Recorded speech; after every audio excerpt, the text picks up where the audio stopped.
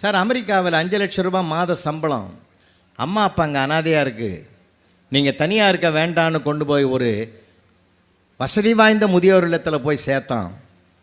சேர்த்துட்டு திரும்பும்போது அவங்க பல வருஷமாக வளர்த்த நாயை கார்லேயே கூட்டி விட்டான். நானே கூட்டி போகிறேன் இதுன்னு.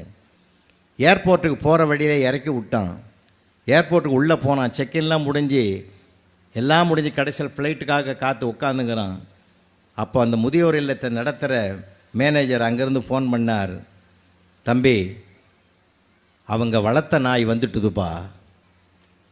ஒரே வார்த்தையில் முடிச்சிட்டார். அவங்க வளர்த்த நாய் வந்துட்டுது, நீ போயிட்டு வான்னார்.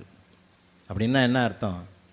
பெத்த நாய் விட்டுட்ட, வளர்த்த நாய் வந்துட்டுது. அந்த நன்றி கெட்ட பண்பு உனக்கு தான் இருக்குது. ஆனால் நன்றின்ற உணர்வு, கடவுள் கொடுத்த உணர்வு அவர்கள் வளர்த்த நாய்க்கு இருக்கிறது என்று ஒரு வார்த்தையில் முடிக்கிற அளவுக்கு தான் இன்றைக்கி பல அவலங்கள்